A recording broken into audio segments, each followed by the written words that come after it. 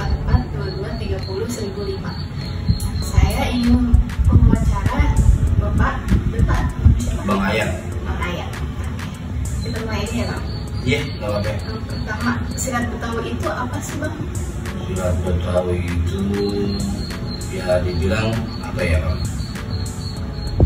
Tradisi yang harus diwariskan ke penerusnya, anak cucu, ponakan, ya kan? Ya banyak jenis-jenis silat Betawi itu banyak.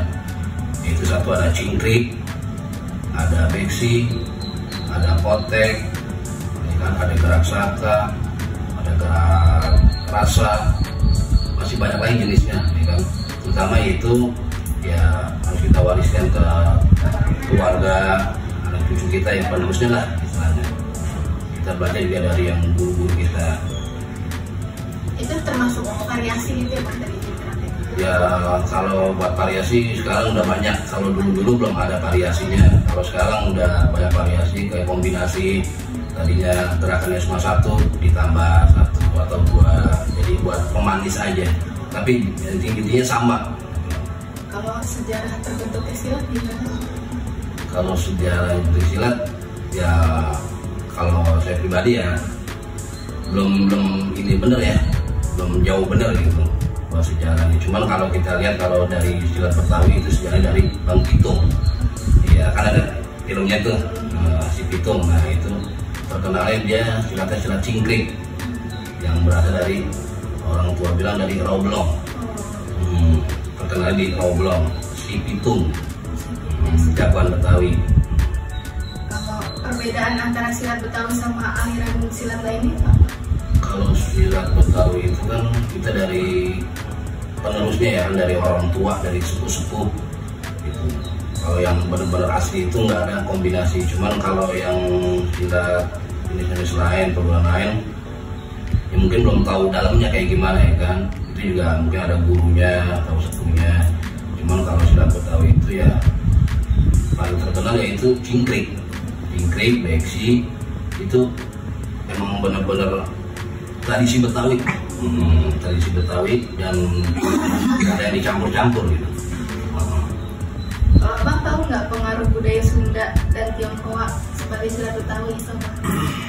Kalau untuk ya itu sih paling buat seni aja ya, buat seni aja kita misalnya ya kita kenalan aja gitu, sama-sama bela diri gitu kan. Kalau kita kan silat Betawi ini kan kita ada palang pintu Betawi. Nah itu salah satu seninya yang kita kembangin. Ada ondel-ondel, ada tanjidor, ya kan? Kalau kita kembangin ya buat terus di bawah kita gitu. Senjata tradisional Betawi itu apa sih Bang? Kalau untuk senjata tradisional itu terkenalnya golok. Iya, udah nggak ada lagi, cuma golok. Itu kan yang pertama itu kan golok itu menurut senjata dari situ Betawi, Bang Pitung itu, ada Bang Pitung golok. Nggak ada lagi itu, cuma golok deh. Silat Betawi masih populer di kalangan masyarakat Betawi nggak sih Bang? Kalau untuk sekarang populer banget, banyak orang tua yang merinding tuh. Bener, kalau ngomong itu merinding tuh. Bener, populer sekarang lagi dikembangin banget, dikembangin banget dari anak-anak kecil, anak muda, ABG, tambah orang tua juga masih banyak yang belajar. Padahal sekarang udah ya remaja kan banyak kan kayak udah nggak tahu gitu ya.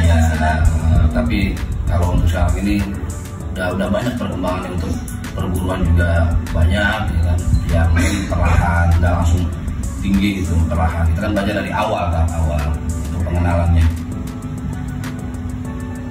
Proses pembelajaran silat Betawi gimana Bang? Proses pengajarannya itu ya kita datang dengan hormat ya kan, ke gurunya atau sepuhnya atau teman kita yang udah pandai lah.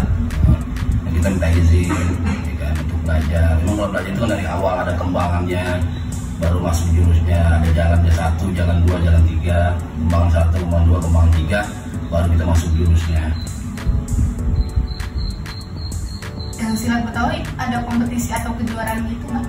Kalau untuk silat Betawi sementara ini yang saya dengar pribadi itu belum ada. Oh, belum. Paling adanya itu cuma apa ya dibilangnya, kontes, cuma kontes gitu.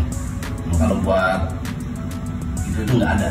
Soal kalau silat Betawi itu terkenal fatal, akibatnya itu fatal, nggak bisa buat main-main. Kecuali di seni palang pintu, kalau palang pintu emang itu buat seni, jadi nggak bisa harus fatal gitu, nggak, emang udah ada aturannya.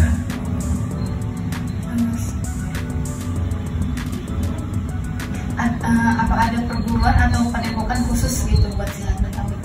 Kalau untuk perguruan ya masing-masing punya perguruan khusus. Contohnya kayak silat beksi itu perguruannya khusus, perguruan beksi. Jadi nggak dicampur beksi, campur cingkrik, campur gerak, ini nggak ada. Masing-masing punya perguruan beksi, cingkrik, gerak saka, gitu, gerak raksa. Cuma masing-masing ada perguruan, nggak bisa dicampur. Ada nggak sih acara atau festival yang mempromosikan silat Betawi? Banyak. Banyak. Untuk festival banyak. Yang sering festival di Danau Srengseng. Kalau mau lihat itu tiap tahun pasti ada di Danau Srengseng, terus sama di Kemang. Itu ada itu. Untuk apa tadi bilangnya? Festival. Itu pasti ada. Tiap tahunnya pasti ada di Kemayoran, di Kemang, di Kota Srengseng itu ada. Jadi kita memperkenalkan ini silat Betawi, ini perguruan ini, tapi intinya kita bersatu. Nggak ada yang gue jago, nggak ada, kita bersatu dan bangun bersilat Betawi, seni Betawi, udah gitu aja. Kalau silat Betawi ada mempengaruhi budaya secara keseluruhan gitu? Nggak ada sih, nggak ada, biasa-biasa aja. Terus gimana silat Betawi berkembang di era modern kayak gini? Ya untuk berkembangnya ya masing-masing dari perguruannya sih. Perguruan itu dari yang berlatih, yang belajar, asal jangan jenuh aja, jangan bosan. Kalau orang belajar kan namanya kan cuma awalnya aja, pengen belajar di semangatnya, pas dikasih tahu gini mundur gitu. Tapi kalau benar-benar niat pengen belajar, ya insya Allah bisa dari awal sampai akhir, insya Allah. Yang terakhir nih Bang, apa yang membuat silat Betawi unik dan berbeda dari seni bela diri lainnya? Kalau silat Betawi itu ya kita lihatnya dari ini aja. Kalau saya buka ya, itu beda gerakannya dari yang silat-silat lain, itu beda. Contohnya dari silat kayak bang pitung, cingkrik, emang masing-masing punya ciri khas, jadi nggak bisa dicampur sama silat-silat perguruan, itu nggak bisa. Punya ciri khasnya gitu. Ciri khasnya silat cingkrik, silat beksi, dengan kalau beksi kan mainnya power. Kalau silat cingkrik itu dia mainannya goyangannya, jadi lembut gitu goyangannya, cengkoknya lembut. Kalau silat beksi itu power. Nah kalau gerak saka itu dia dirasa. Dan kita belajar dari awal, ada dirasa, nanti timbulnya di sini. Kalau rasanya udah tinggi, ya udah, orang mau apa aja kita tahu, orang mau gerak kemana kita tahu. Tapi yang udah benar-benar nempel rasanya di telapak sini, telapak tangan. Contohin? Contohin kayaknya boleh? Boleh? Iya. Dikit aja. Nggak apa-apa, nggak apa-apa.